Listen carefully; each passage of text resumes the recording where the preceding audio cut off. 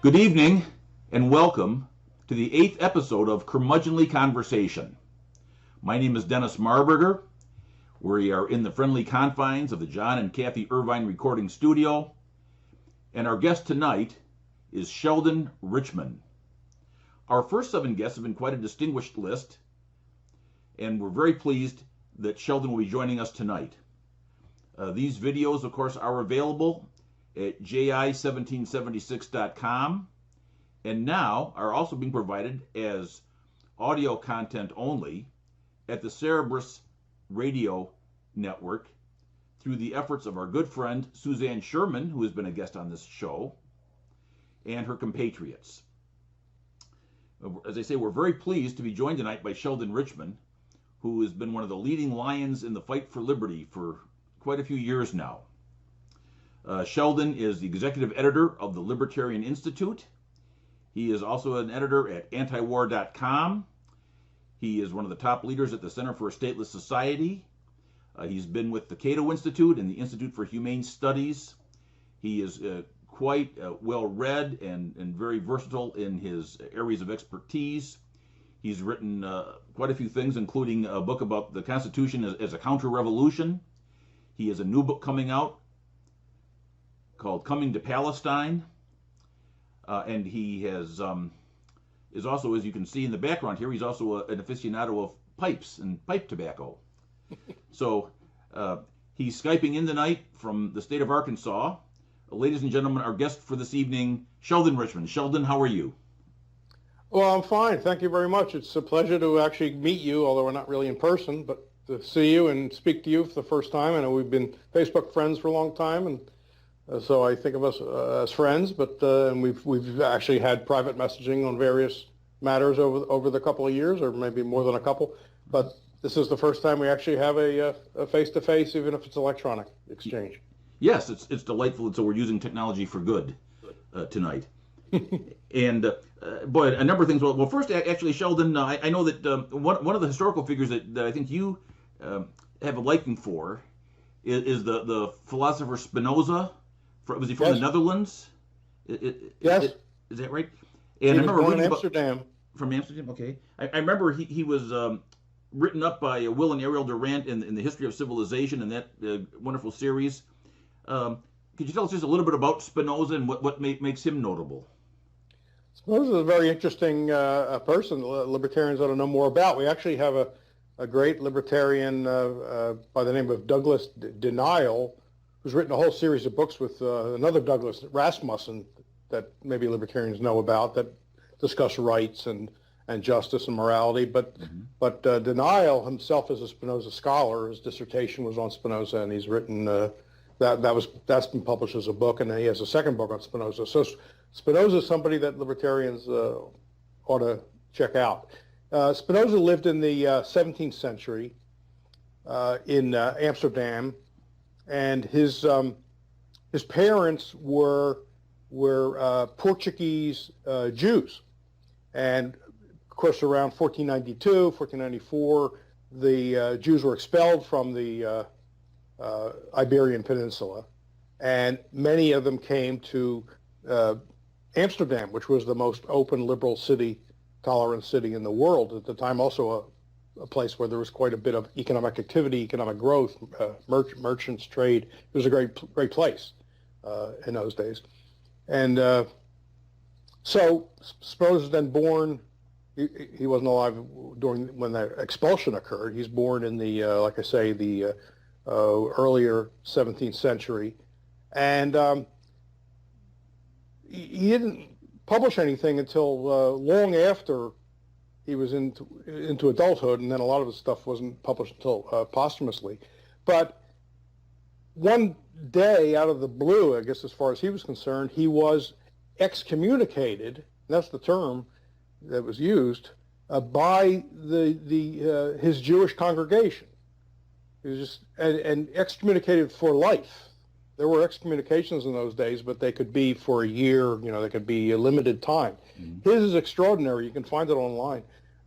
It's for life, and they cursed him. They said, you'll be cursed when you wake up in the morning, you'll be cursed when you go to bed at night, and you'll be cursed here and there and everywhere. And his fellow Jews were told to keep away they specified the number of cubits you had to stay away from him. You couldn't deal with the guy. And his attitude was, thanks a lot, you've saved me a lot of trouble. In other words, he didn't have to initiate a separation. In those days, to not be a part of a community was a big detriment. We don't appreciate that today. You don't really need to be attached. You can get around, you can travel, you can deal with people, and you're going to be okay. But in those days, it was quite different. So you needed to be from a community. And he was expelled. And what he ends up doing is hanging out with liberals. They tended to be Christian, but more Christian liberals, not the standard, mainline Christians of the day. There was a kind of an official church in Holland in those days. So what got him into trouble? Well, the document of excommunication didn't specify specifically what he had done.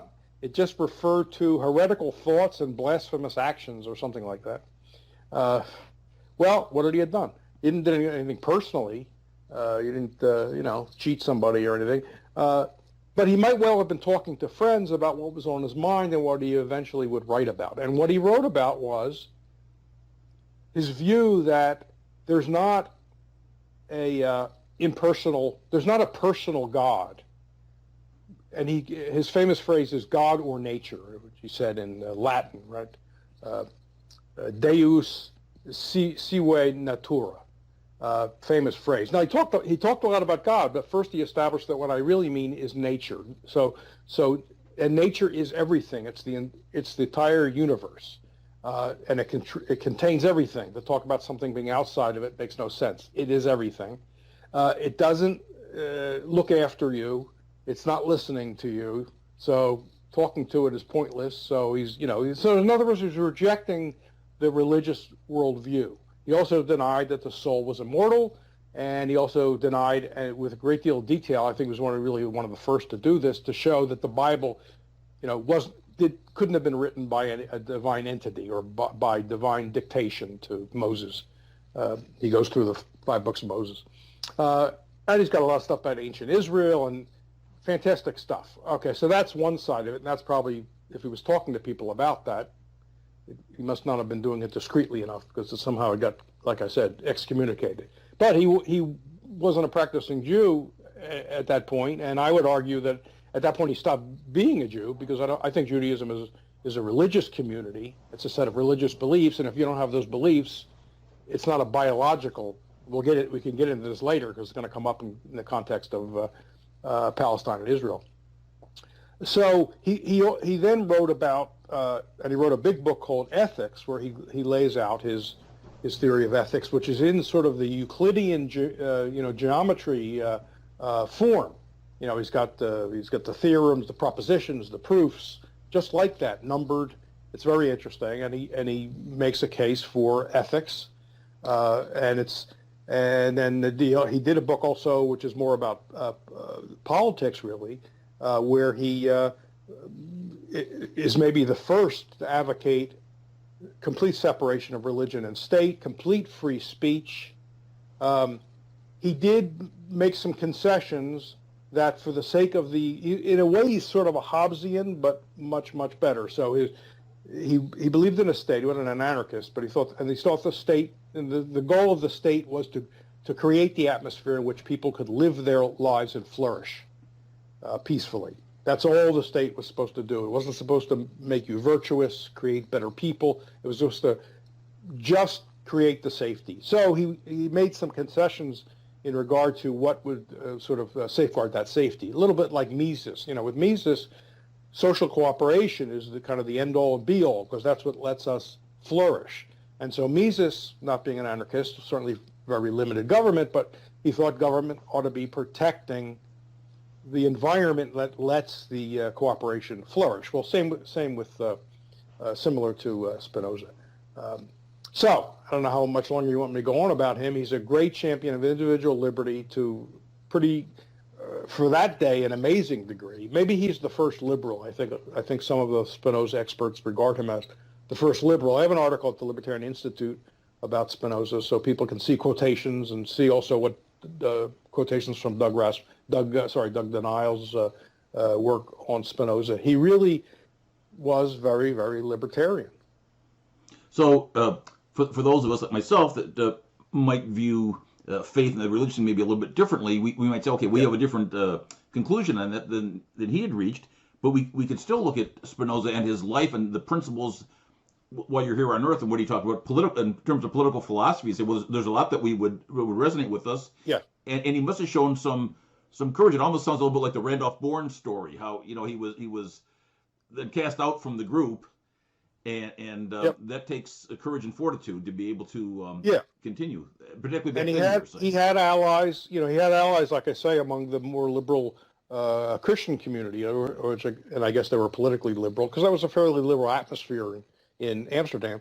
And so he moved from Amsterdam, but still within Holland, and had a close circle of people who circulated his stuff, somewhat like Samizdat, unpublished manuscripts after he died. Underground. And with just his initials, because his books were banned, and he, like I said, he was damned, but his books were banned by basically everybody.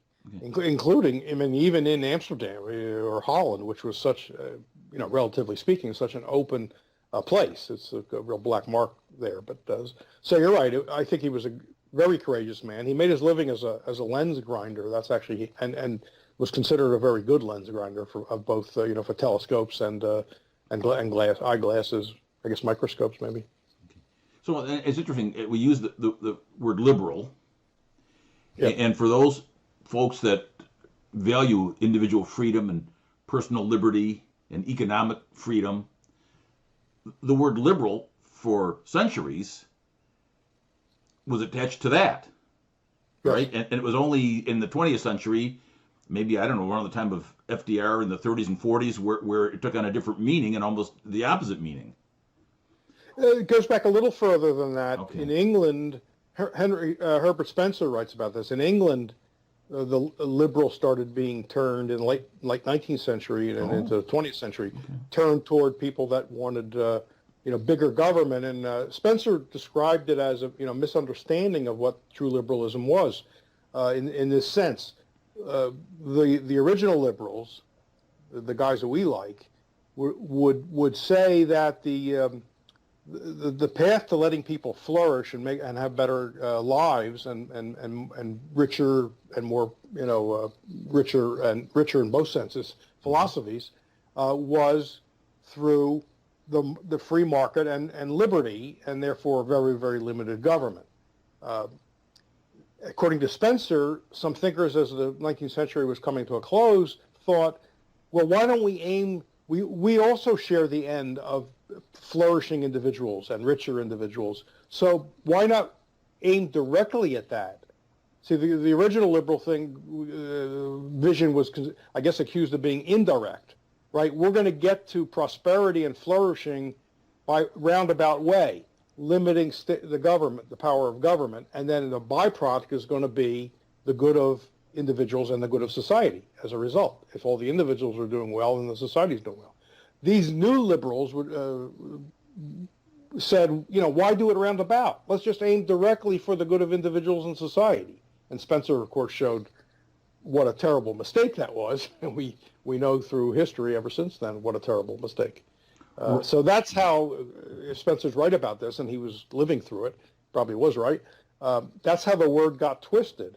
Now, in Europe, on the continent, the word liberal still does mean small government. And if you remember when the Soviet Union was disintegrating and the Eastern Bloc, Warsaw Pact was changing, the liberals were the people who were more like libertarians. So they were calling them, the media was calling them liberals. The New York Times would call the liberals the people that wanted to roll back the power of the state in the Soviet bloc. So it was taking on, in that context, a much more libertarian meaning. And earlier in Europe, that'd be Frederick Bastiat, right? And then also Cobden and Bright, the Manchester liberals, right? They would have qualified there. And that was, of course, earlier, right? That's more toward the middle of the 19th century, pre-Spencer, basically. And right, there was a liberal party in England, right? Okay. for a long time, which in those days was a small government party. Anti-interventionist also, pro-peace. Anti-interventionist in foreign policy, Cobden and Bright. Right, and that was the Little England movement that they Yes, called it? the Little England movement, and they directly put together free trade and peace as a single issue. They argued that it was a single issue. I think I have an article about this at the Libertarian Institute. If not, it's at the Future of Freedom Foundation site about how they put those two together. They saw it. In fact, they didn't put it together. They saw it as one issue. It's not that they pasted it together. They realized it's one issue: peace and free trade. And we should point out, because obviously these are topics that come up quite a bit now, but particularly on the trade thing, they didn't wait to see other countries lower tariffs. They didn't say, well, we'll have England lower tariffs if France and the United States and Germany and Russia, they just said unilaterally. I think it was abolition, wasn't it? Well, that was their position, but of course they never controlled the government. So Cobden was involved actually in negotiations with France to lower tariffs and move toward free trade. But like I said, he wasn't dictating to the British government what the policy should be. Yeah, his choice would have been unilateral, unconditional free trade, and the argument was other nations would see the benefits and would be tempted to follow in that path because they'd see how well the citizens of Great Britain were doing. They would be getting rich, and so and of course we still make that argument today. We make the same argument. Right. Well, and did that actually occur that England was Prime Minister Gladstone, and then they did that program, and then England was flourishing, and other countries said, well, we should do the same thing? Is that what happened? Well, there was a movement to free trade for a while, and I whether anybody was directly following England, I don't know. The English, of course, did drop the corn laws, which were the tariffs on grain. Corn was a term that meant grain generally, which was benefiting the rich landholders and making the price of bread very expensive. That was really the free trade effort that Cobden and Bright launched. They had the anti-corn law league, famously, and they did prevail. Those in the 1840s, I guess, those got dropped just unilaterally, not by negotiation with other countries, because the Cobden and Bright were so effective at making the case that our people are poor. Bread, which was the staff of life for them, was dear because of the tariffs designed to benefit rich landowners and hurt the working people. The Cobden and Bright movement was a working class movement. We need to rediscover that or study it because we need to become a working class movement as well. Right, because some people just don't realize that that's really what it is or what it should be. And yeah. I understand there was starvation and deprivation and hunger, but they were able to cut that Gordian knot and a very effective political movement. So yes, something we're studying. And also I wanted to bring up our first guest was a friend of mine, Mark Kreslins, who Mark is his view I think might dovetail with something that a book you wrote about the Constitution being a counter-revolution, and it's a little his views are a little bit somewhat Spooner-esque in the sense that the document either didn't prevent or it enabled this long train of abuses now, and so as he suggests, we need to look back at the Declaration of Independence and the spirit of 1776 towards radical political decentralization, peaceful political divorce, and secessionism. Along with, of course, some people say, well, we could use a lot of nullification to maybe accomplish that goal in a de facto manner. But anyway, the point would be that there were some real problems with the Constitution. And I think in your book, you point out that it's not what it's often purported to be even in circles of people that value individual liberty. Do I have that essentially correct? Right. There's a lot of mythology has built up over the years, and of course the proponents of the Constitution, when it was being debated for ratification in the various states, of course were selling it. So they made these lavish claims, and they knew that people were interested in liberty, and an awful lot of people were back then. So they had this, they had to sell the product. the Federalist Papers are sales pitches when you think about it. And so of course, they put the best light on it. There was another group of guys, mostly known as the Anti-Federalists. Very few people read the Anti-Federalist papers. Everybody encounters the Federalist Papers in school. I think it's an unusual student who gets a chance to actually read the Anti-Federalist Papers in class. And they were very diverse. They didn't agree on everything, every aspect, the same way. They had plenty of differences. But when the Constitution was first published, before ratification after the Philadelphia Convention in 1787, they went at it, tooth and nail, pointing out all the problems. They thought the taxation clause was basically an open-ended, comprehensive grant of taxation. They thought the president was would be more powerful than the King of England. They took issue with many clauses. They also complained that there wasn't a Bill of Rights. And one of the tricks that happened is when it was finally ratified and first Congress convened, Madison, who had promised to put a Bill of Rights in once it was ratified, said, I got to keep my promise, even though Hamilton and others were saying, you can forget about that now. We're in. We don't need it. He said, no, I made a promise. So he goes to work on the Bill of Rights, but that forgot all of the other substantive criticisms that were being made by the Anti-Federalists about the tax clause, a whole bunch of things, the power of the presidency, the overall power of government. And what ended up in the Bill of Rights, those first 10 amendments, were not really very radical. I mean, we're taught, this was really radical, this is great. But a lot of that was just the rights of Englishmen. It was old traditional stuff. I mean, it was fine to be stating it, but it was not it didn't reflect the radical criticism of a lot of the Anti-Federalists. And as Spooner said, you paraphrased him, it either authorized the government we have or it was powerless to prevent it. In either case, it's unfit to exist. I mean, I don't see how anybody, any libertarian at least, can take issue with Spooner's logic.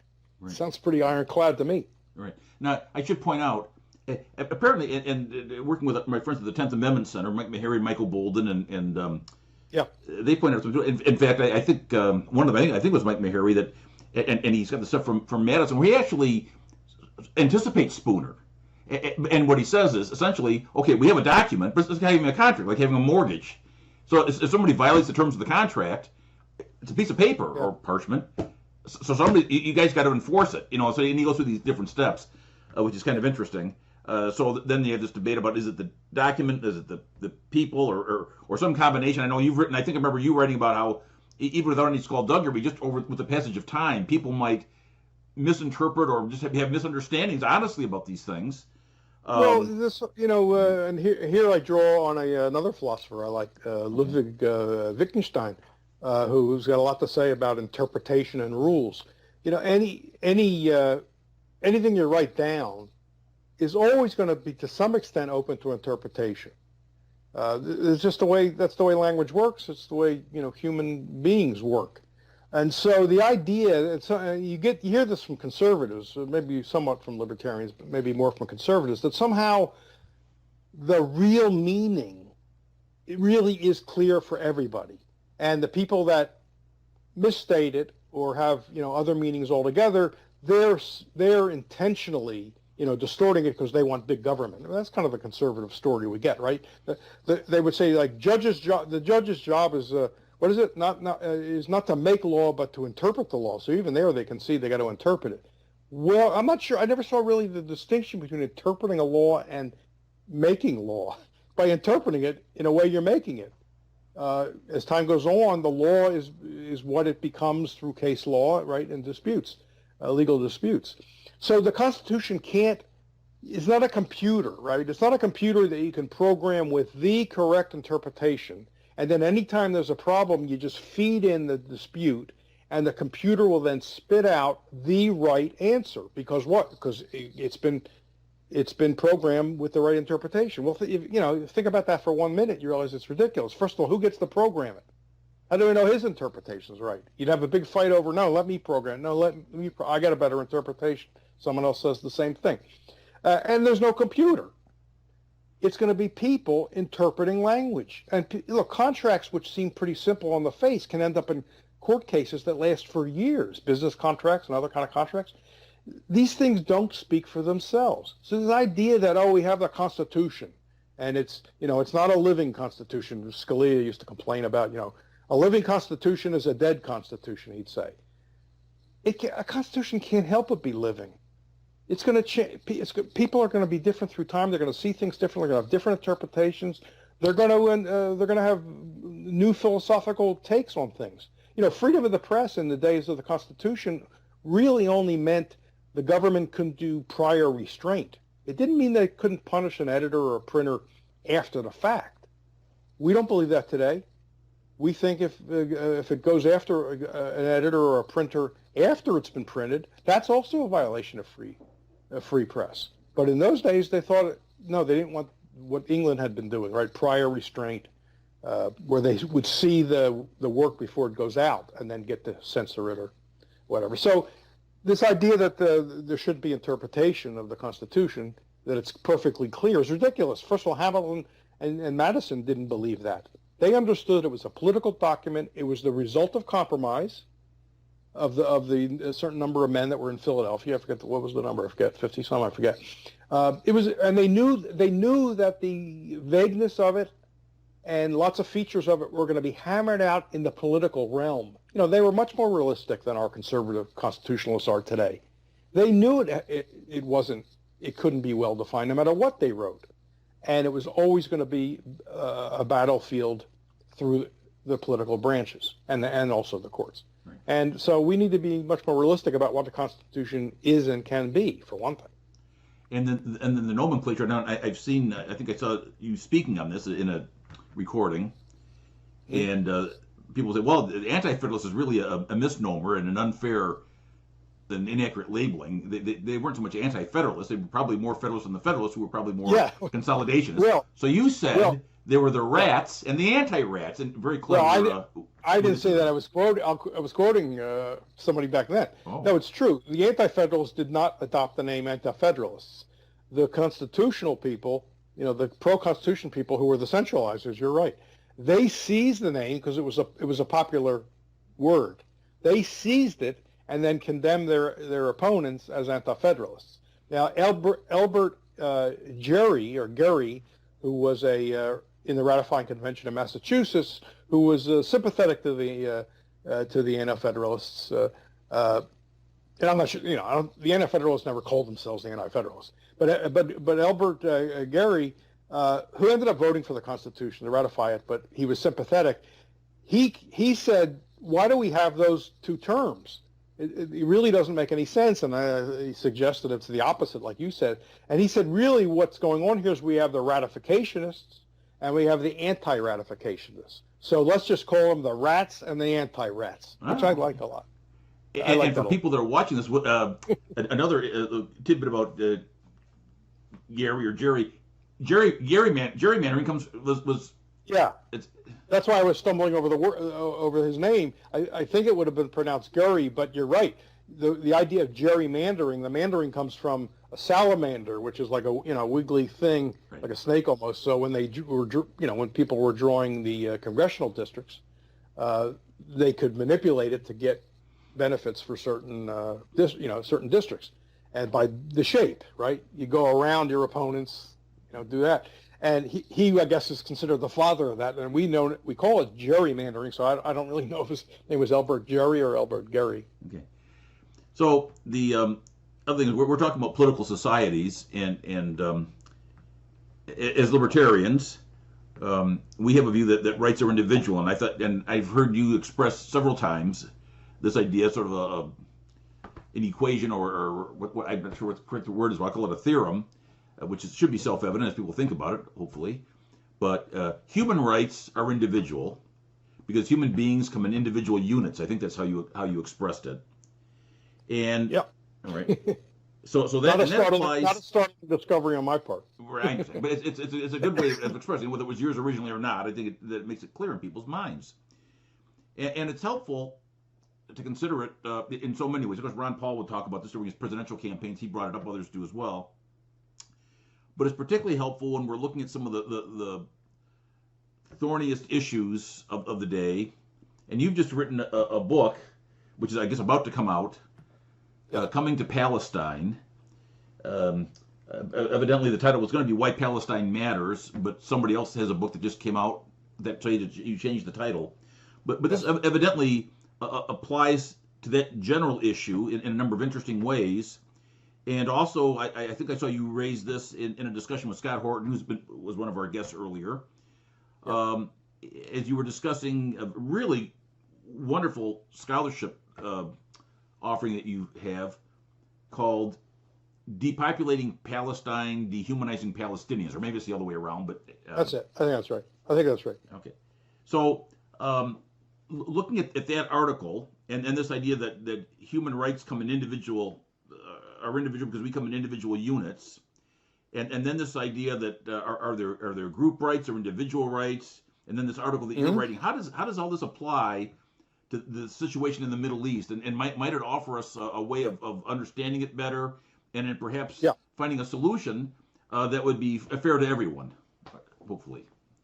Right. Now, I'm glad you raised that question. I think it's very, very important, and it cuts through the fog, the intentionally generated fog and obfuscation on this issue. Because if you defend the Palestinians against the abuse that's been occurring at the hands of the Israeli government, and then before the Israeli government, the Zionist militias, if you defend them, you'll very often hear the objection, well, there never was a country, Palestine. That was not an independent country. So what do you mean? Who cares about this demand for an independent country? And then people sometimes go further. They didn't even think of themselves as Palestinians until, pick your date. There are different dates people pick. Some say 1967, but some will go back further. So there's all this attempt to delegitimate the claim of the Palestinian people by saying, it was never an independent country. They never thought of themselves. They didn't have a sort of a collective consciousness as Palestinians.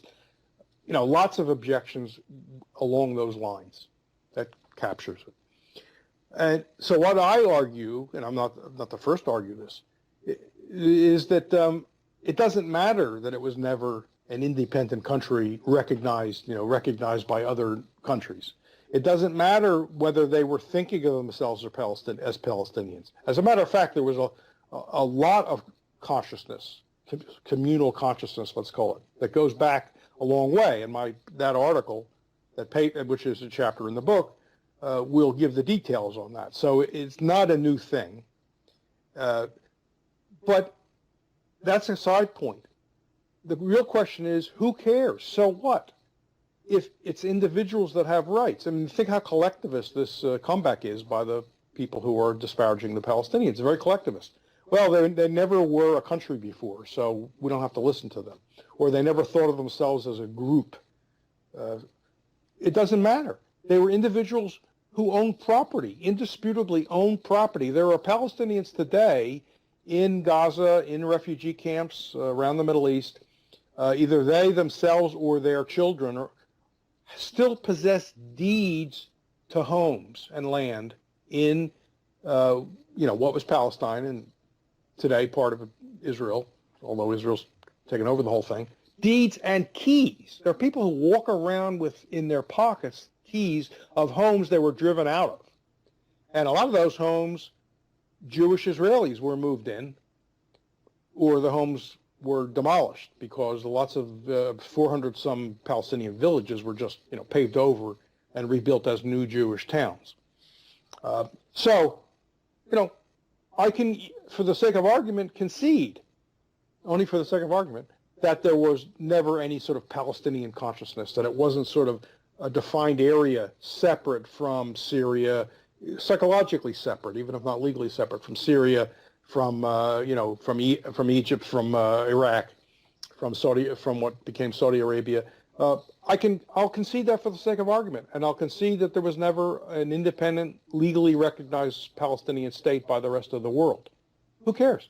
It's irrelevant. What counts are individual rights. And if they all want to join together and have something they call Palestine, I mean, of course, I hope they have a limited government. I'm really for a no-state solution, but I hope that, whatever environment they get to set up will be as liberal, as it could possibly be. But if they want to join voluntarily together and say, hey, we're calling our property Palestine, I'm not going to object to it. So that's my take on that. I mean, I'd like to see someone mount an argument that that life doesn't come in individual units. I mean, somebody would really want to argue that. I mean, look, even people that argue for human rights, still have to acknowledge that it's individuals. We're coming down to individuals, not group. But it gets muddied with things like the right of national self-determination and stuff like that. I believe in self-determination. It's individual self-determination. And that if individuals want to join together voluntarily, they can have any peaceful voluntary kind of group they want, from a bowling league to a bridge club to call it a country if you want. As long as it's voluntary, I don't have any problem. Right. And just to make it clear, for clarification, you said essentially let's stipulate for purposes of discussion that there was no such consciousness or no such. Not that you think that was the case, but say, okay, let's say that is the case, but we're not saying it just for the person. Who cares? It doesn't matter. But it's not conceding the point. It's just for the purpose of the discussion. And those rights are not conditional, right? So if somebody somewhere else does something terrible, they don't. These other people don't lose their rights. Each person has individual responsibility, right? And yes. Now, one of the things I think I saw you write, and you spoke with Scott about this also. Scott Horton also. There's a recorded episode of this fellow who maybe his father started the effort, but they are going through and researching and restoring property titles. Oh people. Yes, that's Khalid Al-Sabawi.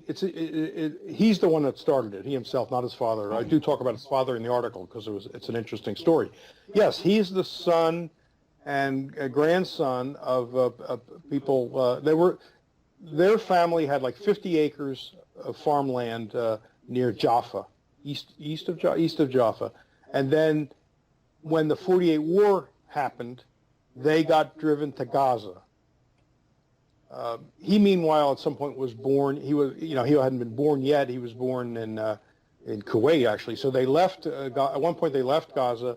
I guess they spent some time in Kuwait, and then the father moved them to Canada. Now, the interesting is when they were in Gaza in 1956, of course, Israel, along with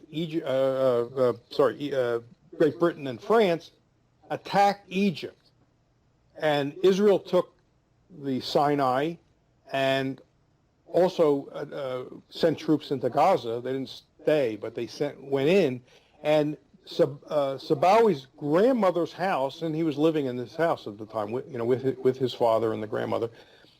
Soldiers came in and started rifling through her stuff until they came up with a deed to her home in the town in near Jaffa. I forget the name of it now. And when they found the deed, they left, making it seem like that's what they had come for. Very typical. So his family then ends up in Canada. He gets a degree at the University of Waterloo. His father got a couple of advanced degrees in I forget what field he was in. And then the son, Sabawi, now comes back. He doesn't live in the West Bank, but he spends a lot of time in the West Bank. And what he's been doing with great success, Forbes wrote about this, and it's all quoted in my, it's a chapter in the book. It's the last chapter in the book.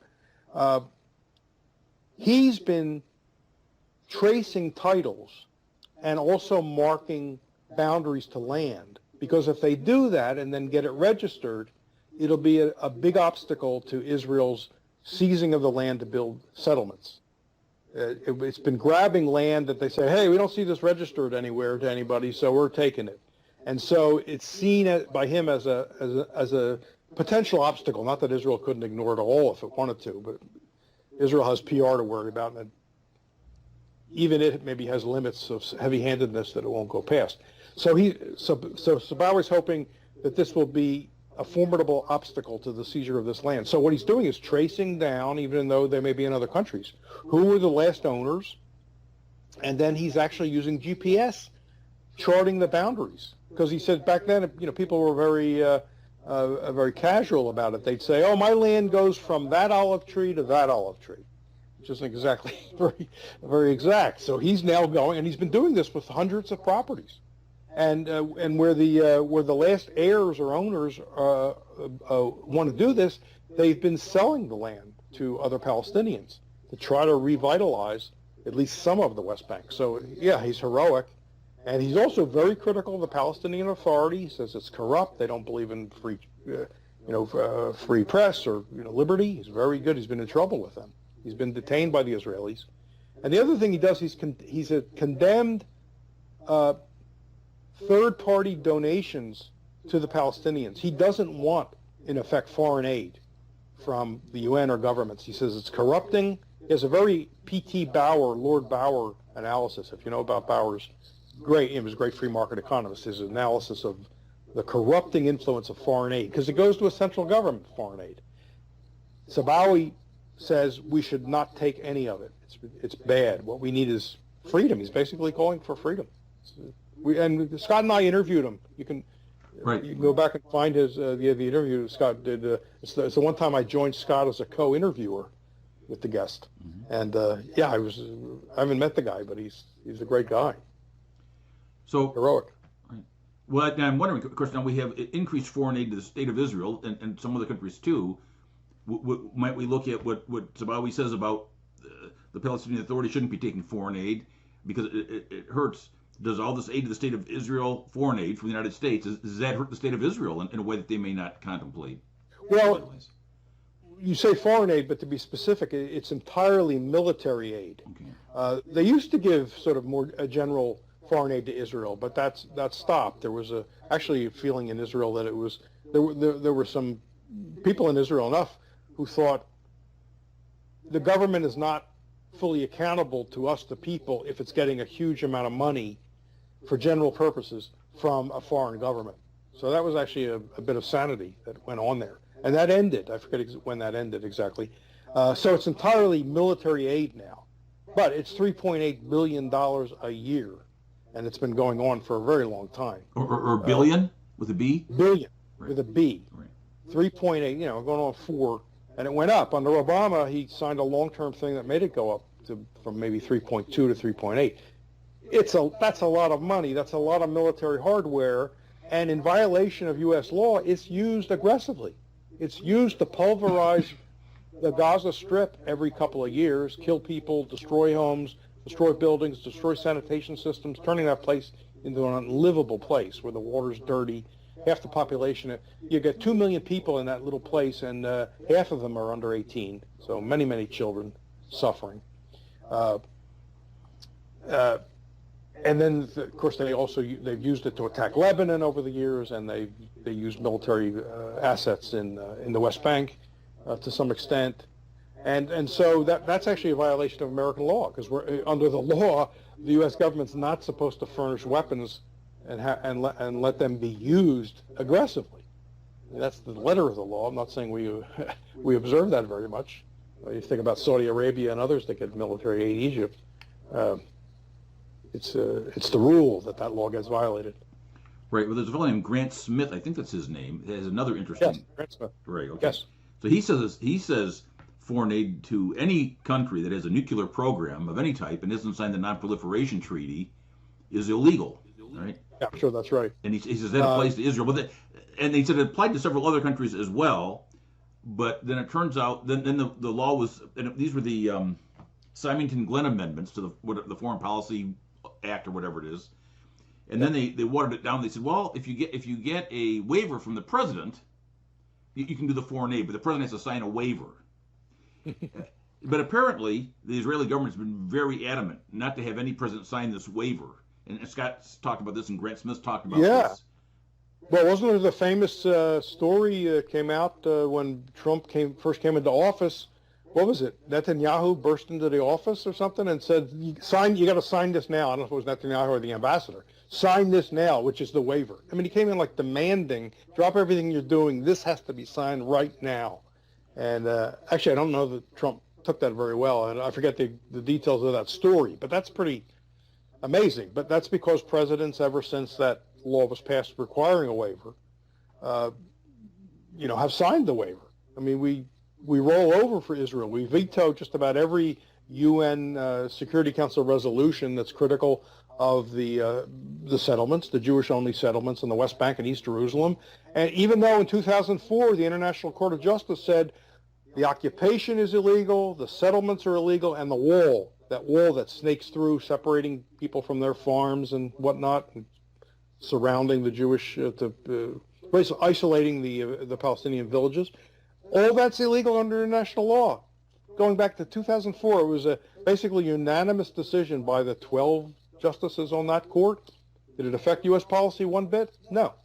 It's hardly ever talked about. A lot of people probably don't even know that there was a 2004 ruling. One of the rejoinders. Under international law, you are not allowed to acquire territory by force, another country's territory by force or war. Mm-hmm. And if in the course of a war, a property is land is occupied, then after the war, there's supposed to be some sort of treaty, and the land's supposed to go back. You're not allowed to do that. And the other thing you're not allowed to do is move your population onto that land after you've seized it. And Israel has violated all of that. And the U.S. will not veto a resolution that condemns that. There have been many attempts to at least get it condemned. And, of course, Israel rolls over for, the U.S. always, no matter what, Republican or Democrat, does Israel's bidding in the Security Council and the General Assembly. A common response when these points are raised is that, and you've heard it, of course, but that it's discriminatory, anti-Semitic, hatred for people of the Jewish faith, or something of that nature. What would be your response to that? Is this, when people look at this and bring up these points, is it a case of having a double standard, which would be unfavorable to the current state of Israel, or is it something different than that? Well, there have been other resolutions condemning occupations. When Saddam Hussein invaded Kuwait, there was a Security Council resolution condemning that, so I don't see a double standard there. This is a very irritating thing that you bring up, because not your fault. You're right. Oh no, I specialize in irritating things. Yeah. You're not the one you weren't embracing the argument. You were just reporting it. And here it is. The promiscuous use of the charge of anti-Semitism has really only one purpose, and I've done a lot of reading about this on both or all sides, and it's an attempt to immunize the champions of Israel and Zionism, immunize them against all criticism. And for a long time that worked. People were afraid for a very long time, certainly in public life, but even just privately, to criticize. They were reluctant to criticize Israel, because if you did it, and especially if you were a well-known person, and you got accused of anti-Semitism, it could be devastating in American society post-World War II. Your career could be ruined. You'd be shunned. So we must be very suspicious now of this argument. Anytime you see this as a counter argument, look, either Israel is being unjust to the Palestinians in a variety of ways, which is well documented. My book has some of it, but plenty of stuff to read.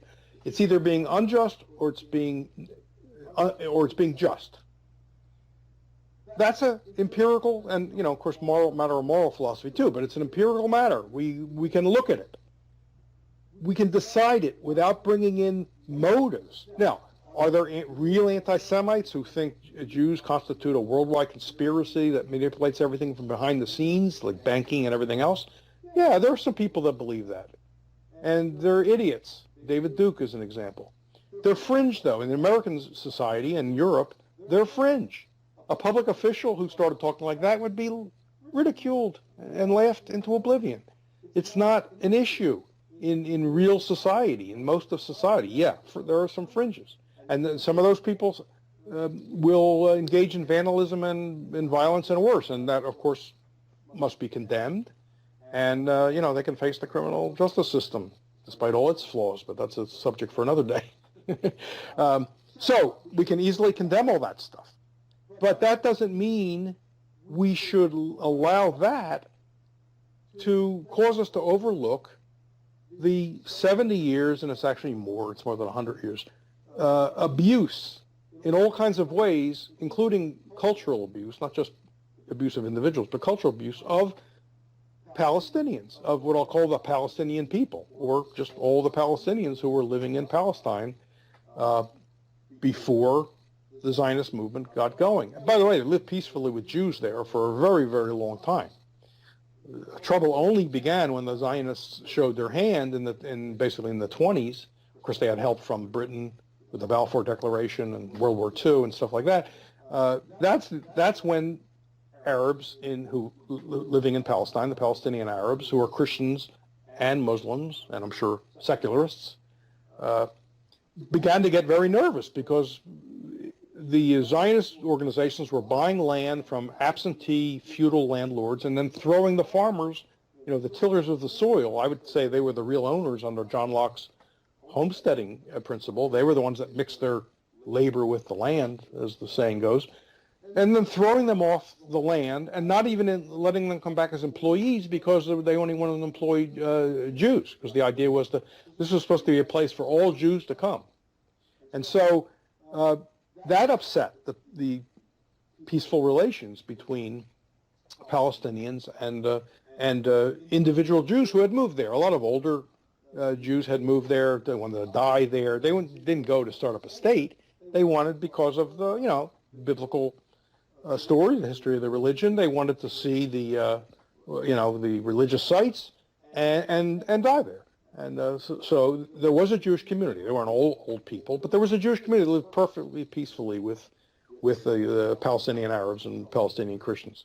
And like I said, the trouble only really comes when the Zionist movement gets underway and makes clear its goal, which was a national state, a national home consisting of all of Palestine. Even though the Balfour Declaration was vague, the British said, we look with favor upon the establishment of a Jewish national home in Palestine. So that doesn't necessarily sound like all of Palestine. But the Zionists were saying, hey, don't worry about it. It's going to be all of Palestine. And so they needed the Arabs to leave because they needed a majority, right? In 1947-48, Jews were only, like a third of the population, and only bought about 6% of the land. Even if you think all the land sales were legitimate, it only constituted 6 to 7% of the land. And yet the partition idea, the recommendation by the UN, gave the Zionist community 57% of the land, and it was the best land. It was the most arable farmland. And the Palestinians, which were the overwhelming majority, 2/3, got the remainder. And then, of course, the war happened. No, I shouldn't say that. Before Israel even declared independence, it started driving the Palestinians out. And you have the terrorist gangs. You have what was known as the Stern Gang, which was run by Yitzhak Shamir, later Prime Minister of Israel. They picked the terrorist to be a prime minister. And then Menachem Begin and his Irgun slaughtered hundreds of people. He also became prime minister in the late 70s, 78 or so. Two documented terrorists became heads of the government of Israel. So that's the question. The question is, was it just or was it unjust?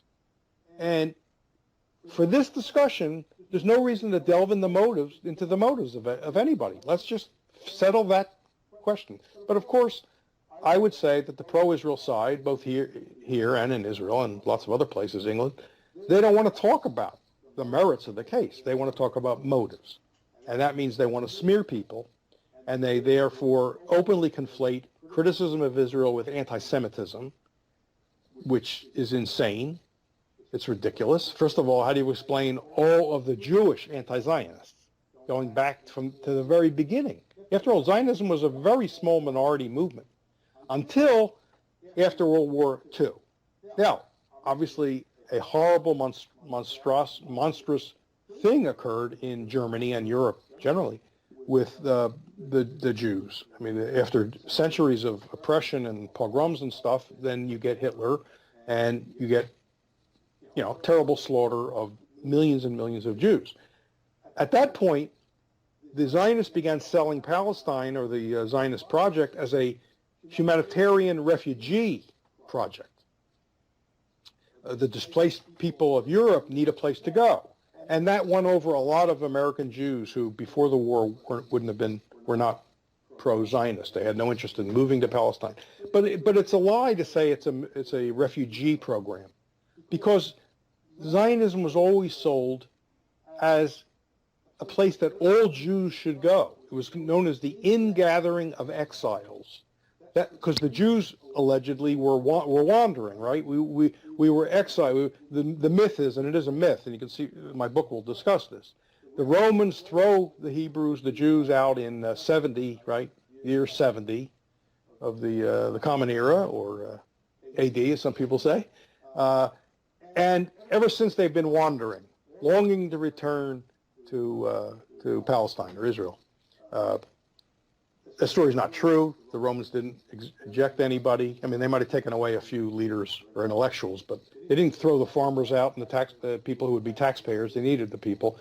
And the Romans didn't do that. And there are no records. The Romans kept records on everything. There's no records about an exile. And I talk about a book written by Shlomo Sand, a very good book called The Invention of the Jewish People. He went to the Department of Jewish History at Tel Aviv University, where he taught and said to the scholars there, the experts on this subject, how come there's no book about the exile in the year 70?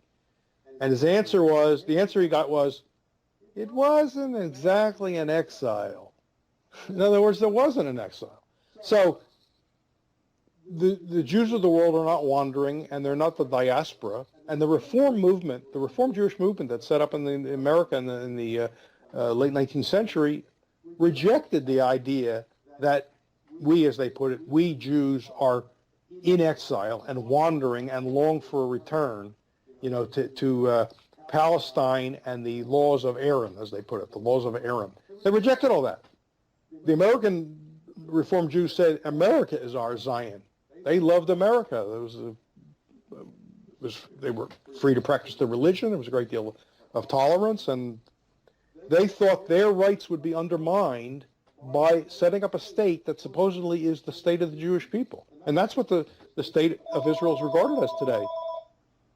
If you remember, Israel passed a law last year called the nation-state law, where they said it is the state of the Jewish people worldwide. Back in the 1880s, the Reform were saying, wait a second, if you set up a state and you declare that it is the state of the Jewish people everywhere, not just the Jews who live there, but everywhere, that's going to jeopardize us. We're Americans. We're American citizens. They would say, we're loyal to this country. We love this country. How dare you set up a state and say it has some claim to me, that I'm supposed to have some allegiance to it? And that's been a Reform complaint and a Jewish anti-Zionist complaint from the very start. And people don't know about this. I discuss it a good deal in my book, but there are books completely devoted to that. So people need to know about that. Some people have never heard that there was Jewish anti-Zionism. So to get back to the anti-Semitism charge, what's the deal with the Jewish anti-Zionists? They're anti-Semitic? Now, a new term, of course, a separate term came up for those people. Self-hating Jews. Well, to say it is to just have something to laugh at. It's ridiculous. It's just a clear insult. There's no doubt that it's merely a smear. How dare you say to someone, you hate yourself because of, and then, name the reason. I'll tell me, was it Woody Allen or someone said, look, I got a reason to hate myself, but being Jewish is not one of the reasons. So it's a terrible thing that the other side does. And look what they're doing in England, where they're smearing Jeremy Corbyn, who I'm not a fan of. He's a socialist.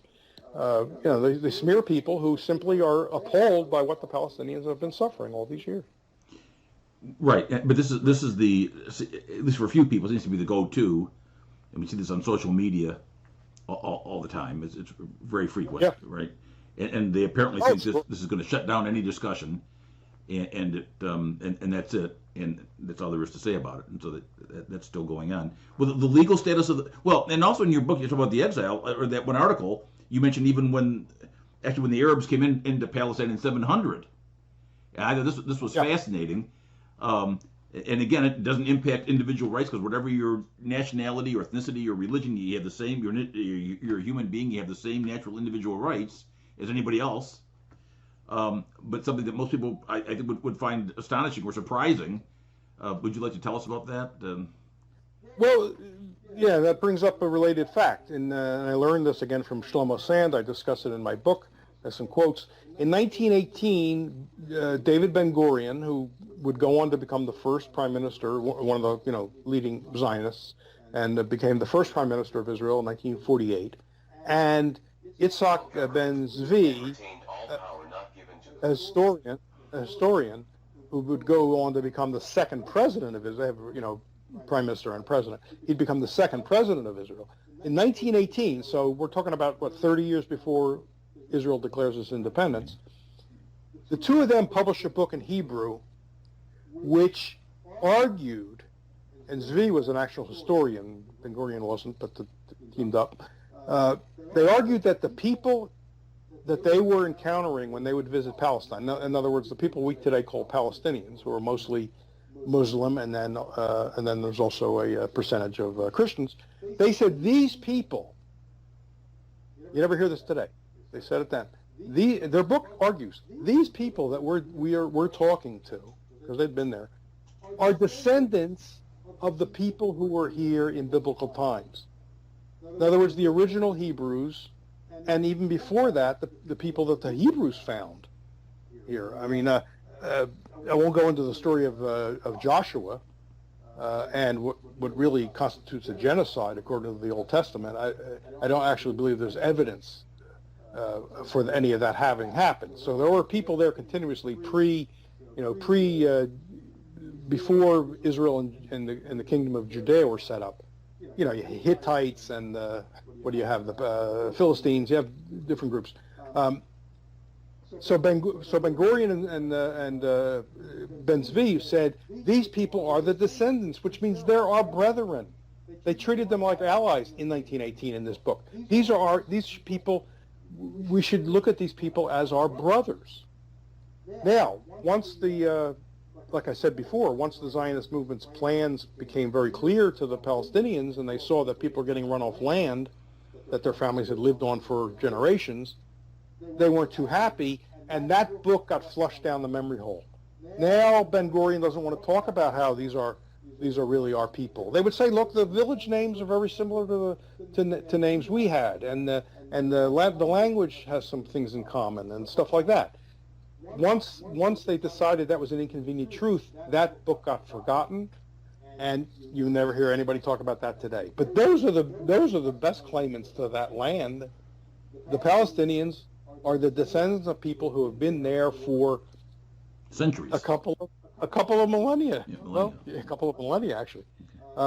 And every time it got conquered by someone, they just eventually mixed with the new population. When the Arabs came and conquered, there wasn't that many Arabs apparently that took Palestine, but the government was somewhat discriminatory against non-Muslims. And according to Sand, if you converted to Islam in Palestine, you were exempt from taxation. And Sand says a lot of people found that an irresistible offer and took it. So earlier Jews had converted to Christianity, and then some of them created to Islam, and the people living today are the descendants of those people. On the other hand, the European Jews who wanted to settle, who did settle, Israel, their claim to the land is very dubious, because the Jews in the early days, the Hebrews, and then the Jews in the late BCE period or BC period, and then the early, after that, AD, for a couple 100 years or so, Judaism was a proselytizing religion. They won many converts. Sometimes the head of a tribe or the head of a kingdom even would convert, and then that meant everybody, all the subjects were converted. and some conversions were compulsory, not voluntary, which, if you think about all the details of that, can be very unpleasant. And so you have people who were converted in what was known as the Kingdom of Khazaria, which is between the Black Sea and the Caspian Sea, south of Russia, north of the Republic of Georgia. You had conversions in the east, in West Turkey. You had conversions in the Tunisia area, the Berbers, North Africa. You had conversions in what's now Yemen, conversions in what's what's now Iraq, and other places. So those people all had children and grandchildren and so on, etc. And then many of the converts, especially the ones from, like I say, the Caucasus area, moved west when I don't know, who was it? Attila the Hun? Not Attila. Who was it? Attila the Hun. One of the when the conquerors were coming from the east, a lot of those people moved west. So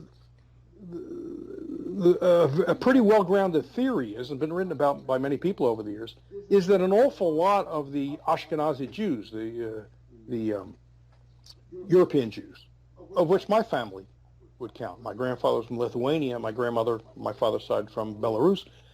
They don't have any biological link to the Middle East. They're the descendants of converts, because there are an awful lot of converts. And so the Zionists want to claim that, all Jews really do go back to that region, and it's just not true. The other thing I just want to put on the record quickly here is, despite the attempt by Israeli geneticists and scientists to prove otherwise, there's no Jewish gene. There's not a Jewish people in the sense of a biological entity. Judaism, as the Reform like to say, is a worldwide religious community. So what they have in common are certain religious beliefs. One God, Mount Sinai, the 5 books of Moses. So it's a religious community. But other than that, it has very little in common. I mean, a Yemeni Jew doesn't eat the kind of food that a Brooklyn Jew whose parents came from Poland eat. They don't listen to the same kind of music or movies. A Yemeni Jew or an Iranian Jew might not understand Woody Allen's humor, which is kind of rooted in Yiddish. Yiddish didn't mean generally Jewish. It meant Eastern European, Russia, Poland, that area, Lithuania, in the 19th century. And so we have to be clear that there's not, despite what the Israelis want to argue, there's not a single Jewish people. And the odd thing is, in the 30s, when the Nazis were trying to say that there was a Jewish gene or Jewish blood, they were accused of anti-Semitism. Today, if you say no, if you deny that there's Jewish blood, that's considered anti-Semitism. So look how things have turned around since the 30s. Right. I know a couple of people that have done the DNA thing, and they get back the results, and it has these different nationalities. And then there was a certain percentage that was Jewish, and I thought, well, I mean, how would they know a religion? And I always thought that was odd that they could say, as opposed to a geographic area, that would be something different. And then looking at the state of Israel itself now, other than property ownership, I mean, in terms of the legal system, is it one where everybody's treated the same, or are there differences depending on your religion or family background or something? In Israel itself? Yes. In Israel itself, in other words, the pre-67 Israel, not counting the West Bank and Gaza Strip, the property rules are very, very different. Mm-hmm. Most of the land is controlled either by the state or by basically a state entity, the Land Authority, Israel Land Authority. Mm-hmm. So while there are laws in the books that say that make outright discrimination illegal, there's all kinds of land use considerations and basic that involve culture and stuff like that control who actually can lease land. Most land is leased, by the way. In Israel, there's very little private property. It's long-term leases, 99 years maybe, to the state and the state authority. So Arabs, Palestinians, have access to very little of that. And also they don't get the same public services. Now, as libertarians, we would like to see the public services privatized, but they have, public education, water, all that stuff. They get inferior services to Israeli citizens. And water, of course, is a big deal in the Middle East. It's not the most plentiful thing. And so in all kinds of ways, the Palestinians are, I would say, third-class citizens, not even second-class citizens. Up until the mid-'60s, they were under military rule inside Israel proper. They were under military rule. That ended in '66, and then, of course, in '67, that military went and conquered the West Bank and the Gaza Strip in the '67 war. So, no, they're not equal. It's a very discriminatory situation. They have representation in the Knesset, in the parliament, of course. They can have parties, but the fact is, they're 20% of the population, and they're not allowed to make a change. They wouldn't be able to make a change in what's known as the basic law, which is the closest thing Israel has to a constitution. It doesn't really have a formal constitution.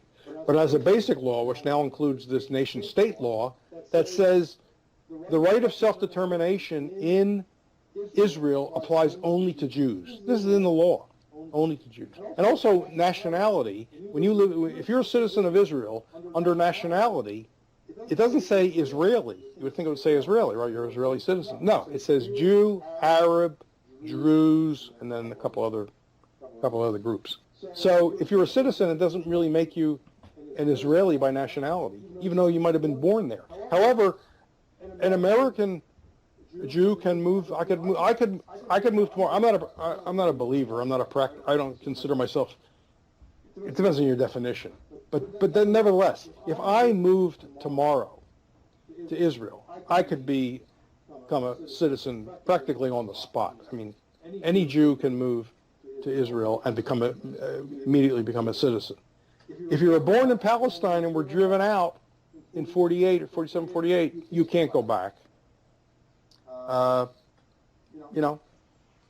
Doesn't matter. You may have the deed to the house and the key, and it might have been your father's house, or maybe you yourself were the owner, depending on your age.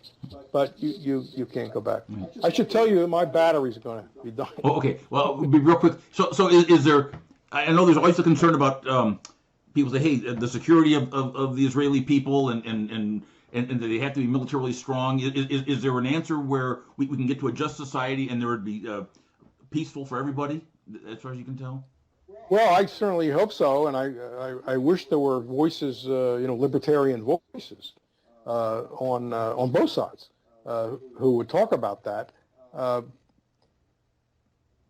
Israel will play the security card over and over again, and the defenders will play it over and over again. But isn't it ironic? The irony is what they do undermines their security. I mean, the way they treat the Palestinians and the way they treat their neighbors, Lebanon. They've invaded Lebanon. They've occupied Lebanon in the '80s. They occupied for 15 years in Lebanon.